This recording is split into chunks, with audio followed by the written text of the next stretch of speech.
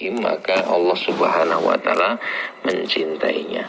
Wallahu a'lam bishawab. Baik, alhamdulillah. Terima kasih Ustadz Sigit Yulianto untuk materi kajiannya pada pagi hari ini terkait dengan hadis ke-37. Dan bagi Anda pemirsa muslimin dan muslimat yang ingin bertanya mengenai topik maupun juga seputar agama Islam, kami beri kesempatan bagi Anda untuk langsung bertanya kepada Ustadz Sigit melalui pesan WhatsApp maupun SMS di 081-668-0144, maupun Anda juga bisa bergabung di nomor yang sama untuk WhatsApp call maupun juga disambungkan telepon 0274550055. Baik Ustadz, kita masuk ke pertanyaan pertama terkait dengan pertanyaan yang sudah disampaikan oleh pemirsa pagi hari ini. Dari WhatsApp Ustadz, ada pertanyaan dari Mbak Safira yang ada di Condong Catur. Ya. Assalamualaikum Ustadz Sigit. Waalaikumsalam warahmatullahi wabarakatuh. Kita sebagai umat muslim kan harus menilai seseorang dari perbuatannya Ustadz. Iya. Tapi kenapa seringkali perbuatan itu menjadi faktor kesekian, tapi yang dilihat itu orangnya kaya dulu. Nah ini bagaimana cara menyikapinya Ustadz ya? Ya, jangan ikut seperti itu. Apa yang diajarkan agama kita praktekkan. Ya, kalau Islam ini mengajarkan, ya jangan lihat pada kaya atau miskinnya, punya kedudukan tinggi atau orang biasa, tetapi pada ketaatan kepatuhannya kepada Allah Subhanahu wa taala. Ya. Tatkala banyak atau umumnya orang melihat pada sisi-sisi yang disebutkan tadi, kekayaan, popularitas, ya, kedudukan tinggi, ya kita jangan ikut-ikutan. Kalau bisa kemudian kita buat arus itu. Jadi jangan ikuti arus. Kalau arusnya arus yang malah mencelakakan, arus yang merugikan, arus yang merusak. Nah, kita harus melawan arus itu dengan buat arus yang bisa menyelamatkan dan mengantarkan orang pada tujuan yang semestinya. Jadi dakwah itu di situ. Tatkala kita dapati ada arus perilaku, arus pola berpikir yang bisa merusak kemanusiaan kita, ya, dan menjadikan kita celaka karena berbelok dari menghamba Allah kepada yang lainnya, ini nggak boleh kita ikut-ikutan itu. Ya buatlah arus, ya, yang melawan itu semua, dan kemudian jadikan orang-orang selamat karenanya. Nah, sungguhnya kerja dakwah seperti itu, dan dakwah tidak hanya ceramah, ya, upaya kita bersama yang saling menguatkan, ya, untuk membuat, ya, pemikiran, kemudian sikap perilaku yang bisa menyelamatkan. Ya, wallahu a'lam bishawab. Baik, terima kasih untuk penjelasannya Ustadz. Pertanyaan berikutnya ada dari Pak Budi yang ada di Jalan Solo. Pak Ustadz, perbedaan dari mukmin dan takwa ini apa? Mohon penjelasannya. Mukmin orang yang beriman, tapi mukmin ini imannya sudah mendarah daging. Ya. Kalau alladzina amanu, orang-orang beriman dengan kadar keimanan yang bermacam-macam. Tapi kalau sudah mukmin, orang yang imannya sudah mendarah daging.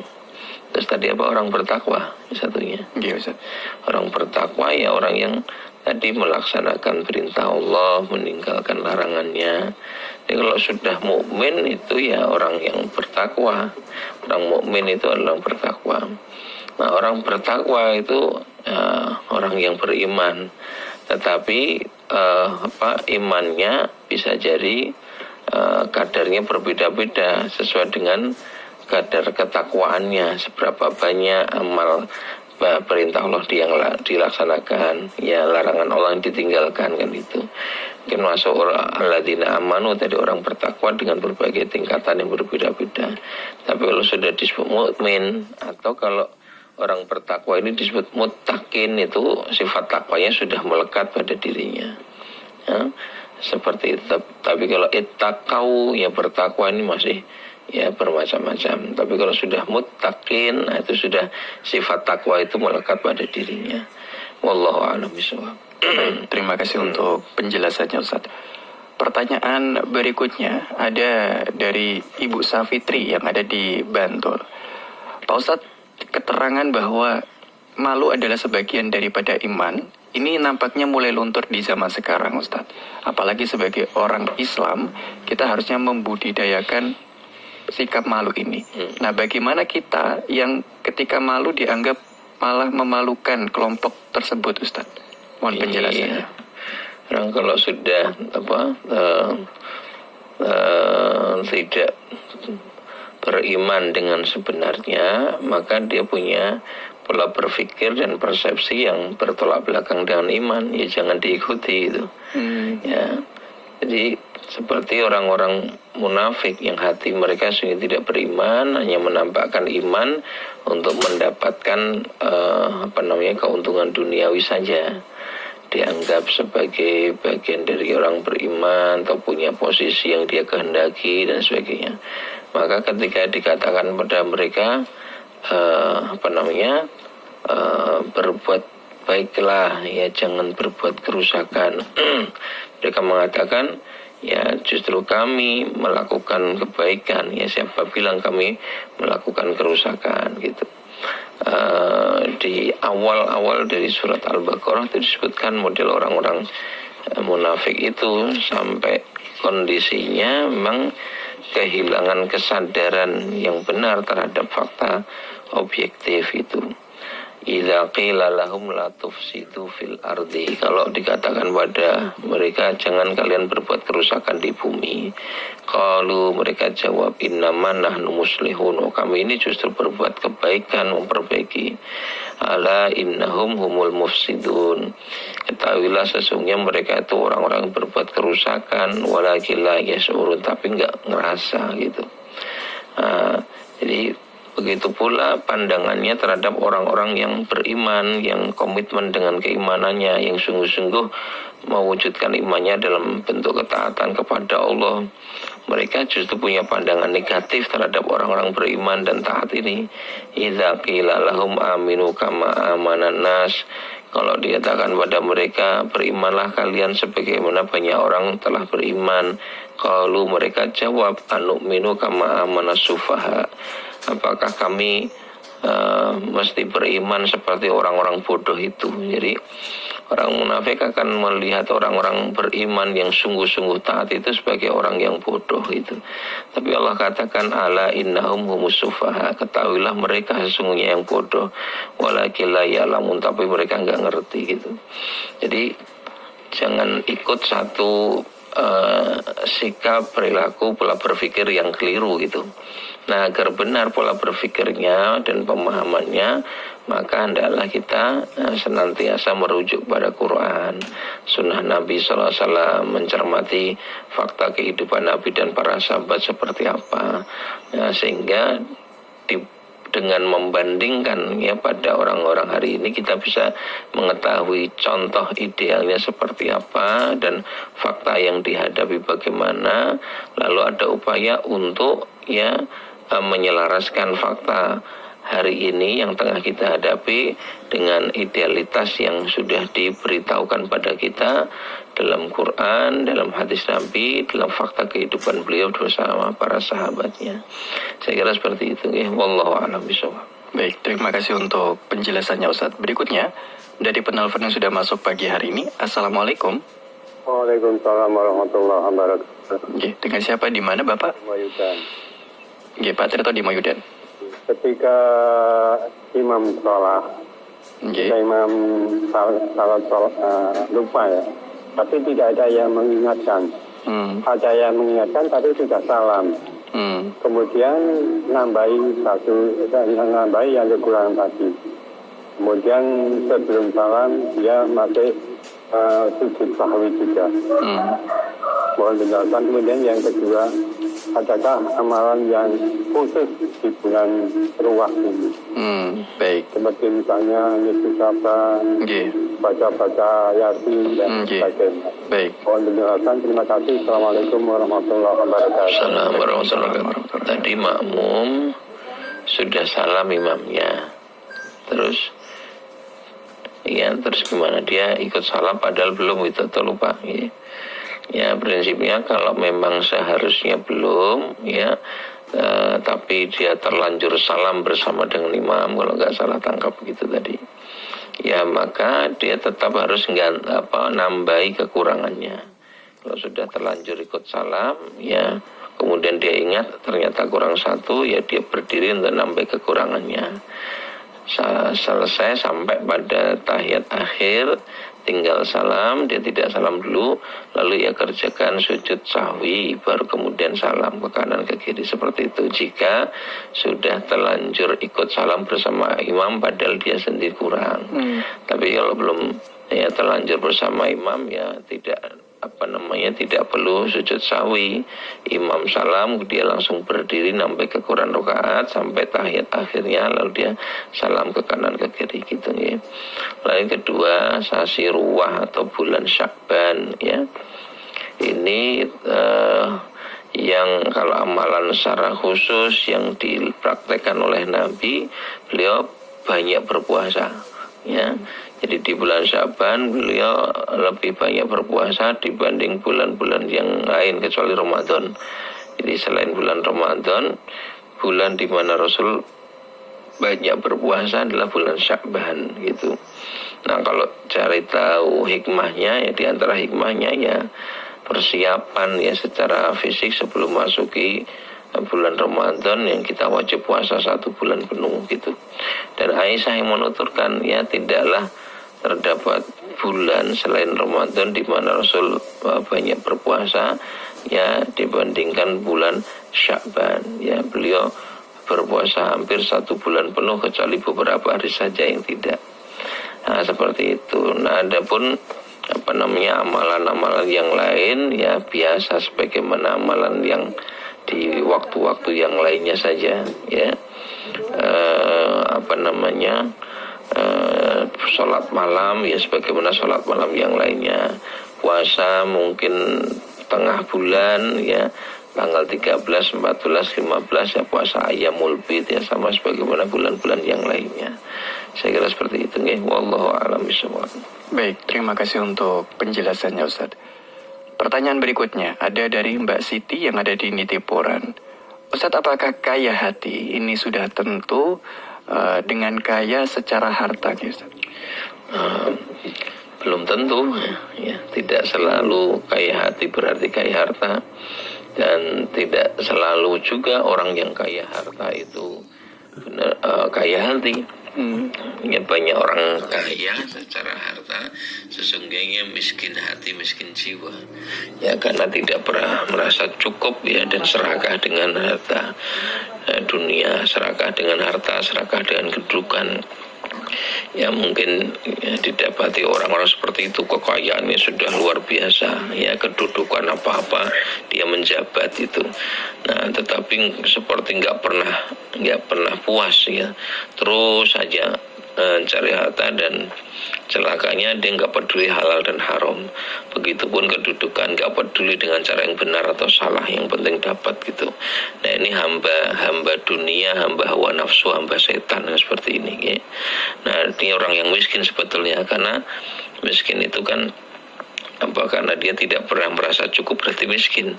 Jadi, kalau orang sudah merasa cukup berarti kaya, itulah kaya hati. Jadi kaya hati itu dia merasa cukup ya, karunia dari Allah Subhanahu wa taala, dan cukup untuk berharap kepada Allah saja. Ini orang yang kaya hati, kaya jiwa. Dan orang yang demikian itu biasanya artinya dengan sikap batin seperti ini, maka karena dia kan berharap balasan dari Allah, berharap karunia dari Allah ya, dia melaksanakan perintah-perintah Allah ya, sudah pasti ya menjadi orang yang sungguh-sungguh dalam mengabdi kepada Allah, mentaati perintahnya. Dan ini menjadi sebab ya Allah memberikan apa yang dibutuhkan, Allah menyelamatkan dari ya manturat atau bahaya dan sebagainya, karena ini merupakan sikap perilaku bertakwa gitu ya. Dan Allah berfirman, wa may yattaqillah yaj'al lahu makhraja wa yarzuqhu min haitsu la yahtasib wa yaj'al lahu min amri yusra. Siapa bertakwa kepada Allah dikasih solusi masalah, dikasih rezeki yang tidak disangka-sangka, dimudahkan segala urusannya dan seterusnya. Okay? Wallahu a'lam bishawab. Baik, terima kasih untuk penjelasannya Ustaz. Pertanyaan berikutnya ada dari Nur di Bantul. Ustadz, kalau saya menemani suami saya mengkodok puasa, niatnya puasa apa ya Ustadz? Apakah juga boleh seperti itu? Membersamai suami yang sedang mengkodok puasa itu gimana? Yang jenengan puasa, monggo mau puasa Senin Kamis atau puasa mungkin puasa Daud, ya gitu ya. Jadi sesuai dengan puasa-puasa sunnah yang dituntunkan ya. Jadi kalau tidak bertepatan dengan hari Senin atau Kamis suami puasanya tadi, ya mungkin jenengan bisa berniat untuk puasa Daud, yaitu sehari puasa sehari tidak gitu. Kalau bertepatan dengan hari Senin ya atau Kamis, ya bisa meniatkan dengan puasa Senin Kamis ya, seperti itu nggih. Walaupun ada sebagian ulama membolehkan puasa mutlak, ya artinya tidak karena alasan tertentu, ya karena memang pengen puasa saja gitu. Nah, pendapat seperti ini ya merujuk kepada apa yang pernah dilakukan Nabi. Nabi itu seringkali tanya pada istrinya, ada makanan nggak hari ini? Nggak ada ya sudah saya puasa, kata Nabi. Jadi ini sering disebut sebagai puasa mutlak karena tidak ada ikatan-ikatan tertentu ya, tetapi memang pengen berpuasa, hanya mengharapkan ya ridho Allah, balasan dari Allah itu aja ya. Wallahu a'lam bishawab. Baik, terima kasih untuk penjelasannya Ustaz. Berikutnya ada dari Ibu Tuti yang ada di Jogja. Ustadz mau bertanya mengenai sholat yang khusyuk. Kadangkala saya membaca semua dalam sholat itu enak dalam keadaan matanya terpejam Ustadz, terasa khusyuk begitu. Nah, apakah dibenarkan dan sah tidak ya sholatnya Ustadz? Tapi tidak seterusnya terpejam mata, menutup mata sendiri, tapi kok khusyuk banget begitu? Kalau dengan menutup mata bisa membantu kekhusyukan, maka diperbolehkan ya. Walaupun hukum secara umum sholat dengan menutup mata itu hukumnya makruh, tidak disukai. Kemakruhannya karena kalau ada apa-apa sesuatu yang membahayakan kita jadi nggak ngerti. Ya gitu. Jadi misalnya di situ mungkin ada ular, di situ mungkin ada kalajengking, ya ada sesuatu yang membahayakan, nggak ngerti karena menutup mata kita dan konsentrasi dengan bacaan kan itu. Secara umum begitu. Tetapi jika dengan menutup mata bisa membantu kekhusyukan, para ulama mengatakan boleh melakukannya. Wallahu a'lam bishawab. Baik, terima kasih untuk penjelasannya Ustadz. Berikutnya ada Uti di Tegal Sari. Ustadz mohon penjelasannya, ini bagaimana kalau ingin umroh Ustadz, tetapi belum bisa membaca Al-Quran gitu? Tidak ada masalah, bukan berarti tidak bisa baca Quran itu bukan masalah, enggak juga ya. Kalau setiap muslim berusahalah untuk bisa baca Quran. Tapi jika memang belum baca Quran itu sama sekali tidak menghalangi orang untuk mau umroh, berangkat haji dan sebagainya. Atau justru ya cara pandang positifnya adalah karena mau umroh dijadikan sebagai semangat sekalian untuk menyemangati belajar membaca Al-Quran ya. Walaupun belum bisa baca sama sekali, itu tetap boleh saja umroh, tidak ada masalah dalam pengertian ya tetap sah umrohnya asal dilakukan dengan cara yang benar, dengan niat yang ikhlas kan gitu. Tapi ya hendaknya ini satu anjuran ya, agar setiap kita yang belum bisa baca Al-Quran belajarlah. Tidak usah merasa malu dan jangan menganggap terlambat ya. Tidak ada terlambat untuk berbuat baik ya.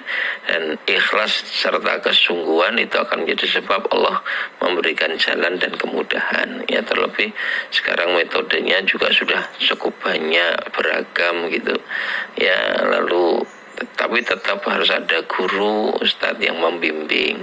Tapi insya Allah jika bersungguh-sungguh dengan metode yang tepat ya, waktunya nggak lama ya, 1 bulan sudah bisa baca Al-Quran insya Allah ya. Itu sudah 1 bulan atau paling lambat 3 bulan lah. Itu kalau memang betul-betul sudah sepuh atau angel dan seterusnya, itu paling lama 3 bulan ya wis iso. Umumnya 1 bulan sudah bisa, bahkan bisa ada yang lebih cepat dari itu, seminggu 2 minggu atau berapa kali pertemuan sudah mulai bisa membaca Al-Quran, asal ya niat yang ikhlas dan bersungguh-sungguh ya. Saya kira seperti itu ya. Wallahu a'lam bishawab. Baik, terima kasih untuk penjelasannya Ustadz. Berikutnya ada Pak Timin di Parakan. Ustadz, apakah benar kalau sudah memasuki nisfu Saban kita tidak boleh melakukan puasa hari Senin dan Kamis? Ada riwayat yang maknanya seperti itu. Jika telah berlalu sampai separuh bulan Syaban ya, ada larangan untuk berpuasa ya. Tetapi didapati juga hadis dari Aisyah itu yang menjelaskan Rasul berpuasa di bulan Syaban hampir 1 bulan penuh kecuali beberapa hari saja, berarti kan bisa lewat dari separuh. Nah, sekilas tampaknya bertentangan, tapi ada keterangan ulama tatkala Nabi melarangnya setelah separuh Syaban itu terlewat ya, ini kemudian melarang berpuasa ini bagi orang yang belum terbiasa untuk berpuasa ya. Dengan maksud apa? Kalau belum terbiasa berpuasa terus poso malah loro gitu kan, dia tidak cukup mampu beradaptasi di waktu yang sudah dekat dengan Ramadan ya. Nah, tapi kalau orang sudah terbiasa puasa tidak menjadi masalah, mungkin dia tetap menjalankan kebiasaan Senin Kamisnya, kebiasaan puasa Daudnya sampai kira-kira 2 atau 3 hari sebelum Ramadan dihentikan ya. Ada jeda untuk sebelum masuk ke bulan Ramadan, seperti itu nggih. Wallahu a'lam bishawab. Baik, terima kasih untuk penjelasannya Ustadz. Dan pemirsa, itu tadi menjadi pertanyaan terakhir di program Lentera Rohani hari ini. Sebelum kita simak kesimpulan dari Ustadz Sigit, mari kita ikuti informasi berikut ini terlebih dahulu. Assalamualaikum. Weh, hari Minggu pagi kok sudah rapi toh, Jul? Loh, ini kan minggu awal bulan. Saya mau pengajian di pesantren Tahfiz Quran Yatim Nurani Insani bersama Ustadz Sigit Yulianto. Waduh, saya lupa, Bu. Gak apa-apa, Bu. Tapi diusahakan bulan depan datang ya. Materi pengajiannya bagus dan ada tanya jawabnya juga loh. Iya, Bu. Insya Allah. Ini saya titip zakat untuk santri-santri yatim dan doa di sana ya, Bu. Insya Allah. Hadiri pengajian rutin setiap minggu awal bulan bersama Ustadz Sigit Yulianto atas kilometer 8 Dusun Sumbergamol, Balai Catur, Gambing, Yogyakarta. Kami menerima zakat, infak, dan sedekah Anda untuk anak-anak yatim dan duafa yang sedang belajar menjadi penghafal Al-Quran. Anda bisa menghubungi Bapak Atfal di nomor 081392603915 atau Bapak Satuju di 0812275699. Jangan lupa loh, dari Pasar Balai Catur masuk ke utara 500 meter.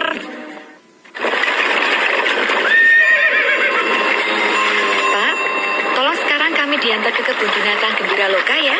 Oh, baik, Den. Wah, enak ya, Bu. Naik andong sambil makan kacang. Tapi di Jogja tidak boleh buang sampah sembarangan loh. Jadi kulitnya nanti dibuang di tempat sampah ya, Den. Tapi Pak Kusir, itu tadi kudanya kok buang kotoran di jalan. Tujuh ya. Loh, tapi kuda kan binatang. Marilah kita jaga Yogyakarta yang bersih, sehat, indah, dan nyaman.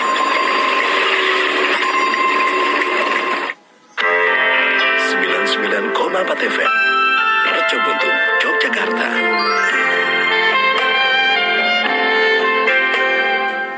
Baik, Alhamdulillah. Terima kasih banyak pemirsa muslimin dan muslimat. Anda masih bersama kami di program Lentera Rohani, dan saat ini kita telah sampai pada bagian kesimpulan dari kajian pagi hari ini bersama dengan Ustadz Sigit Yulianto. Monggo Ustadz.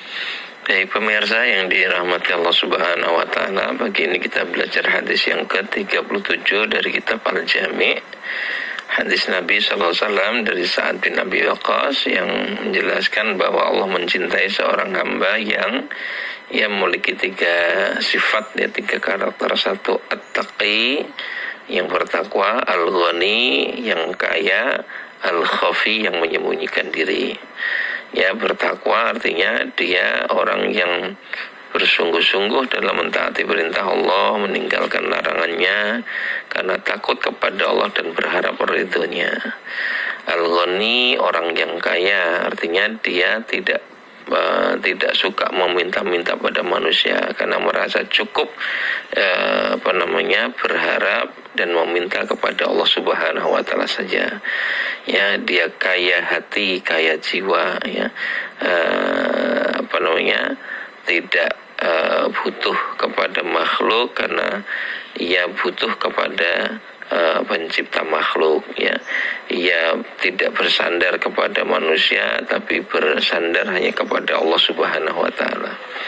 Kemudian al-khafi, orang yang menyembunyikan diri, yakni orang yang menyembunyikan amal kebaikannya agar tidak terkena riya, sum'ah dan sebagainya yang bisa merusak amal kebaikan yang dilakukan, sehingga ia cenderung menyembunyikan atau tidak menampakkan amal-amal kebaikannya.